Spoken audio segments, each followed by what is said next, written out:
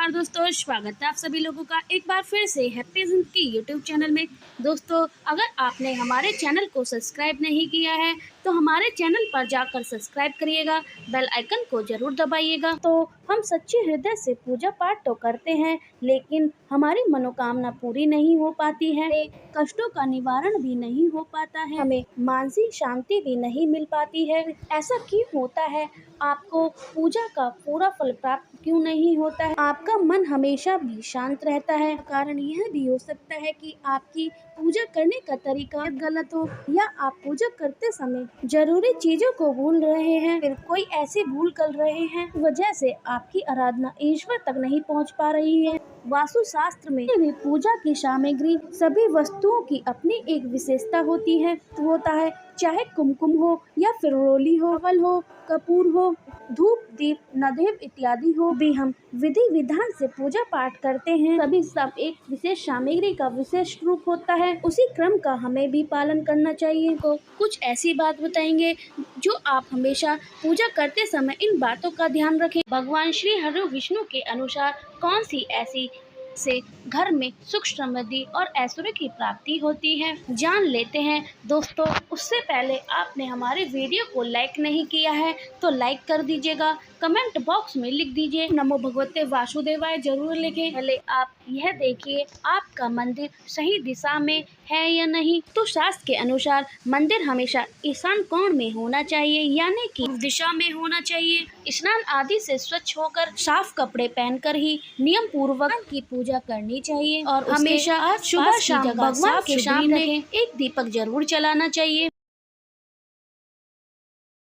को नहलाकर हल्दी कुमकुम का तिलक लगाकर चढ़ाना चाहिए। हालांकि प्रत्येक घर में ये नियम होते हैं, उन्हीं को ध्यान में रखकर तरीके से पूजा करें। एक बात का हमेशा ध्यान रखिए, भगवान के भोग को चक्कर झूठा नहीं रखना चाहिए। सूंघना भी घोर पाप माना जाता है, पर चढ़ाए जाने फूलों को और धूप दीपों को किसी भी सामग्री को सूंघकर नहीं देखना चाहिए। शास्त्रों की दृष्टि से बिल्कुल भी सही नहीं माना जाता है। तो लोग घंटी और शंख को कैसे भी कभी भी बजा लेते हैं। तो पूजा करते समय घंटी तथा शंख बजाने के कुछ नियम भी हैं। केवल आरती के समय ही शंख और घंटी बजानी चाहिए। घर की नकारात्मक ऊर्जा सकारात्मक वातावरण में बदल जाती है। हमारी पूजा में कलश का एक अलग ही महत्व होता है। में कलश को पूर्णता का प्रतीक माना जाता है। वो सत्यनारायण की पूजा हो, दीपावली हो या फिर नवरात्रि हो, किसी भी प्रकार का उत्सव हो या फिर मांगलिक कार्य हो, स्थापना के बिना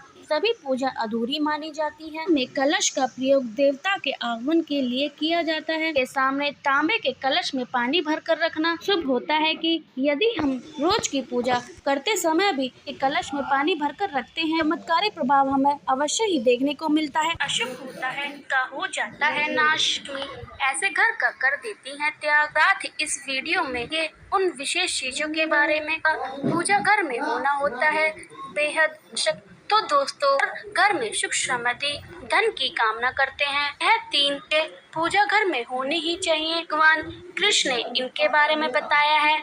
पूरी जानकारी के लिए इस वीडियो को अंत तक जरूर देखें। मन से और पूरी श्रद्धा से कमेंट बॉक्स में लिखे हर हर महादेव, ओम नमः शिवाय। तो प्रत्येक मनुष्य अपने घर में छोटा सा पूजा घर अथवा मंदिर अवश्य बनवाता है। अंदर अपने प्रिय देवी देवता, उनसे जुड़ी महत्वपूर्ण चीजें होता है। लोग अपने देवी देवताओं की तस्वीरें और पूजा पाठ का सामान आदि चीजों को भी रख देते हैं, परंतु हमारे शास्त्रों के अनुसार के अंदर कुछ चीजें रखना जितना फलदायक है, उतना ही चीजों का रखना अमंगल और अशुभ होता है। वस्तुएं ऐसी होती हैं जिनसे नकारात्मकता बनी रहती है और लड़ाई झगड़े, कलेश कलह और नुकसान ही नुकसान होता है। हम जानेंगे ऐसी ही कुछ अशुभ चीजों के बारे में। कई बार लोग जाने अनजाने में मंदिर में रख देते हैं।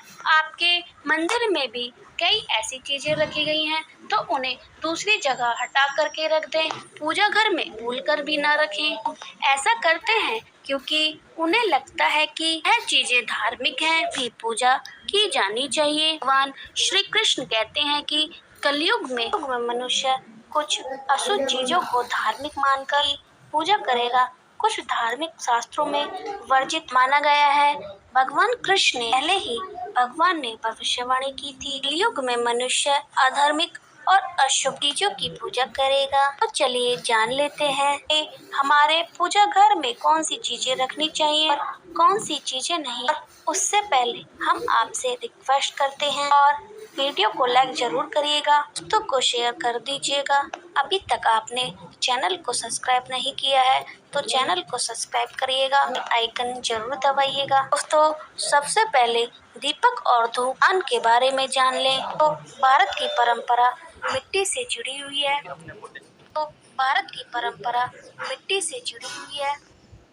ये मंदिर में पारंपरिक मिट्टी होना चाहिए। अगर आप मिट्टी का दीपक नहीं रख सकते हैं, धातु के दीपक का प्रयोग करें। आपकी भगवान में आस्था ज्यादा हो, उपले में गुड़ और घी रखकर धूप भी दे सकते हैं। ऐसा करने से घर में सुख शांति बनी रहती है। दूसरी चीज है स्वास्तिक के मंदिर में स्वास्तिक अवश्य होना चाहिए। आप इसे रोली से बना सकते हैं। ये घर की शक्ति, समृद्धि और सौभाग्य और शुभता का प्रतीक माना जाता है। कि मुख्य कारण है कि भी शुभ कार्य करने से पहले स्वास्तिक जरूर बनाएं। और तीसरी चीज है कलश। भगवान कृष्ण कहते हैं कलश शुभ और समृद्धि का प्रतीक है। मंदिर में रोली कुमकुम से स्वास्तिक बनाकर उस पर कलश अवश्य रखें। करने से घर में सदैव समृद्धि बनी रहती है और ऐश्वर्य की प्राप्ति होती है। चौथी चीज है शंख। बहुत ही कम लोग जानते हैं कि शंखमुंदरी मंथन के 14 रत्नों के साथ हुई थी। इसी कारण माता लक्ष्मी को यह अत्यंत प्रिय है। शंख की ध्वनि से सकारात्मक ऊर्जा का संचार होता है, इसलिए मंदिर में शंख अवश्य होना चाहिए।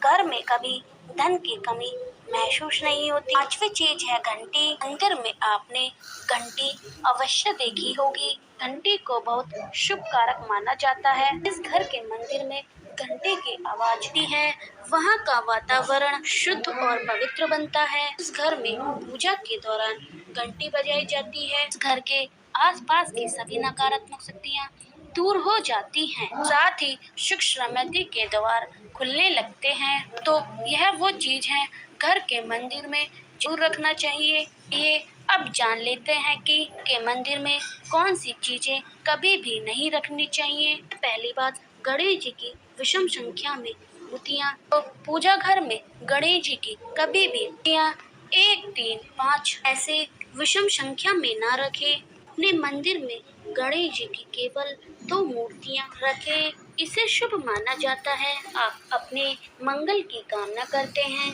गणेश जी की मूर्ति मुख्य द्वार पर अंदर की तरफ करके रखें। ये लोग यह गलती करते हैं कि मुख्य द्वार पर गणेश जी की मूर्ति घर की ओर से मुख करके लगा देते हैं। उन्हें काफी नुकसान का सामना करना पड़ता है। मुख्य द्वार पर दोनों ओर लगा दें, फिर मुख्य द्वार के अंदर की ओर लगाएं। ये भी बाहर की ओर नहीं लगाना चाहिए। दूसरी चीज, टूटे हुए चावल। अपने मंदिर में टूटे हुए चावल बिल्कुल भी ना रखें। के साथ कभी भी टूटे हुए चावल काफी समय तक ना रखें, नकारात्मक ऊर्जा फैलाते हैं। यह भी ध्यान रखें आप में रखने वाले फलों का इस्तेमाल हल्दी में भूनकर ही करें, इससे अधिक अशुभ परिणाम मिलेंगे। तीसरी चीज है पूर्वजों की तस्वीर। आपके घर के मंदिर में पूर्वजों की तस्वीर रखी हुई है तो उसे तुरंत वहां से हटा दें। कि वास्तु शास्त्र के अनुसार पूजा घर में मृत जनों के तस्वीर रखना अशुभ माना जाता है, इससे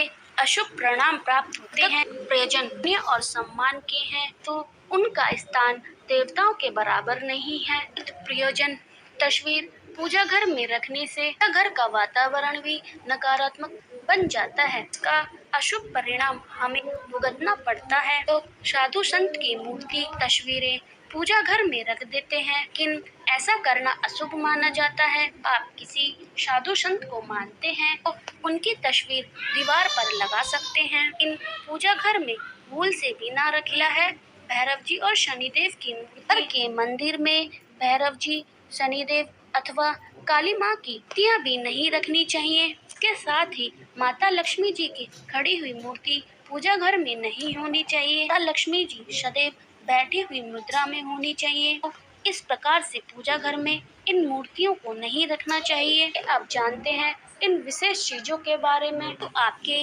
पूजा घर में जरूर होनी चाहिए। चीजों के पूजा घर में होने से में होती है धन की वर्षा, लक्ष्मी करती हैं ऐसे घर में स्थायी रूप से करती हैं वास। तो पहली चीज है गंगा जल। शास्त्र में गंगा जल को अत्यंत पवित्र माना गया है। पूजा घर में गंगा जल का होना अत्यंत आवश्यक है। गंगा नदी सभी पापों को नष्ट करने वाली, सभी वादियों का नाश करने वाली है। ये आपके पूजा घर में एक छोटे से पात्र में गंगा जल भरकर रखते हैं। इससे आपकी पूजा घर की शुद्धता बनी रहती है। आपको पूजा का संपूर्ण लाभ प्राप्त होगा। तो दूसरी चीज है कलश।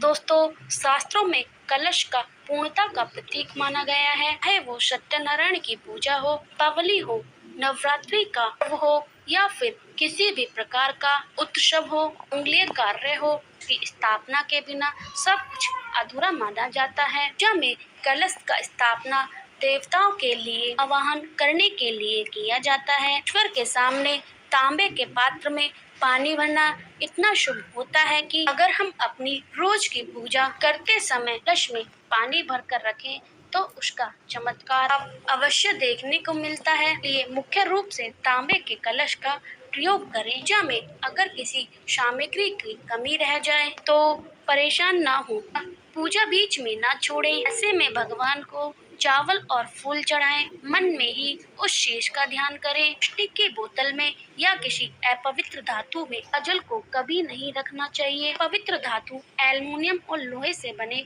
बर्तन में गंगा जल न रखें। गंगा जल को तांबे के बर्तन में रखना शुभ माना जाता है। केले का फूल शिवलिंग पर अर्पित नहीं करना चाहिए। ये भी मनोकामना के लिए दक्षिणा अवश्य चढ़ाना चाहिए। लक्ष्मी को विशेष रूप से कमल का फूल अर्पित किया जाना चाहिए। आप यह शुक्रवार के दिन करते हैं, लाभ प्राप्त होता है। आप अपने पूजा घर में लाभ प्राप्त करना चाहते हैं और अपने जीवन में सुख शांति चाहते हैं तो अपने घर में आप त्रिदेवों की मूर्ति रखें। एक ही स्थान पर लाकर जरूर रखनी चाहिए। माँ विष्णु महेश आपको इनकी एक संयुक्त रूप से मूर्ति रखनी चाहिए। घर के मंदिर में या अपने घर में लाकर रख देनी चाहिए। है कि इन तीनों के एक साथ दर्शन करने से ही मात्र बड़े से बड़े विघ्न और बड़े से बड़े कष्ट समाप्त हो जाते हैं। जैसे आपको इन तीनों की एक साथ मूर्ति या तस्वीर लाकर घर में लगाने से पूजा जरूर करनी चाहिए।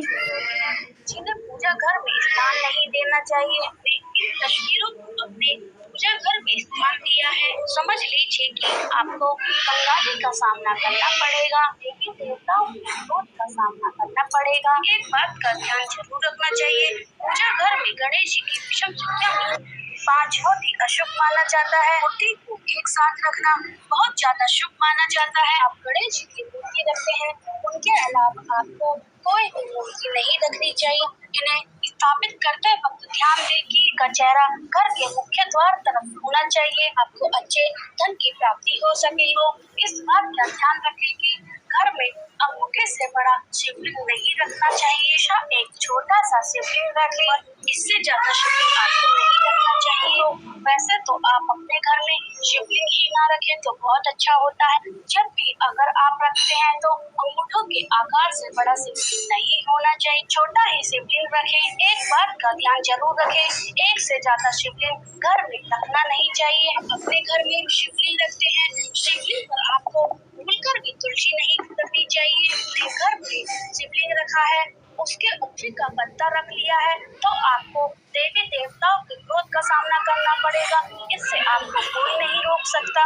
अगर आप अपने घर में हनुमान जी की मूर्ति रखना चाहते हैं या फिर आप हनुमान जी के बड़े भक्त हैं, बैठे हुए हनुमान जी के घर में मूर्ति ही रखना चाहिए। भगवान शिव के रुद्र अवतार हैं, ये उनको शिवलिंग के अनुसार ही मूर्ति रखें। पति पत्नी होते हैं, वैवाहिक जीवन जो आपने अभी शुरू किया है, हनुमान जी की तस्वीर अपने बेडरूम में भूल कर भी ना रखना चाहिए। आपको अपने जीवन में कई प्रकार के दोषों का सामना करना पड़ता है। आपको इस बात का ध्यान रखना चाहिए, हनुमान जी ब्रह्मचारी हैं, राधा रानी की तस्वीर अपने शयन कक्ष में रखते हैं तो बेड के सामने की तरफ रखी हुई है कि आप सुबह उठते ही आपको उनके के दर्शन हो जाए, समझ लीजिए कि आपका जीवन मालामाल होने वाला है। प्रकार का दुख, धन की समस्या आपके जीवन में कभी नहीं होगी। इसी प्रकार से आप माता दुर्गा की तस्वीर अपने घर में लेकर आना चाहते हैं तो कहते हैं कि माता दुर्गा की आशीर्वाद से आप अपने जीवन में समृद्धि होते देखिए। भूल कर भी क्रोधित वाली माता दुर्गा की तस्वीर नहीं लेके आनी चाहिए। जैसे कि काली माँ महिषासुर का वध करते हुए क्रोधित वाली माता दुर्गा की तस्वीर नहीं लेके आनी चाहिए। माता दुर्गा की शांत स्वभाव वाली सुंदर मूर्ति घर में ही लाकर रखनी चाहिए। इससे आपके घर में शुभ समस्याएं दूर हो जाएंगी। धन से समस्या आपको सामना नहीं करना पड़ेगा। पितरों से पितृदोष की क्षमा मांगे और भगवान विष्णु के मंत्र का जाप करें। ओम नारायण नमः मंत्र का आपको कम से कम 11 बार जाप करना है। जाप करने के बाद आपको इस पितृदेव को, इस मंत्र को आपको 108 बार जाप करना है। इस प्रकार है ओम पित्रोय नमः, इसका आपको 108 बार जाप करना होगा। जो भी माला जाप करते हैं उस माला पर भी आप 108 बार इस मंत्र का जाप कर सकते हैं। पर गिनकर या माचिस के तिल्लियों पर गिनकर या फिर मिश्री के दानों को गिनकर भी आप इस मंत्र का जाप कर सकते हैं। एक बात का ध्यान रखें, जब आप इसका जाप कर रहे हैं तो दक्षिण दिशा की तरफ मुख कर बैठे कर ही जाप करना चाहिए, क्योंकि दक्षिण दिशा में पवित्र देव निवास करते हैं। मानसिक धर्म के अनुसार इस उपाय को ना करें, कोई भी शुभ कार्य ना करें। इस दिन कोई भी नया वाहन या नया मकान ना खरीदें, कि अपने लिए नए कपड़े भी ना खरीदें। आप कपड़ों का दान भी कर सकते हैं। तो रोजाना जरूरत का सामान पितृपक्ष में नहीं खरीदना चाहिए। पक्ष के दौरान नाखून कभी नहीं काटने चाहिए, दाढ़ी मूंछ भी नहीं बनाना चाहिए। पक्ष में आपको ब्राह्मणों को भोजन कराना चाहिए और पशु पक्षियों को आपको भोजन जरूर कराएं। पक्ष के दौरान लड़ाई झगड़ा ना करें।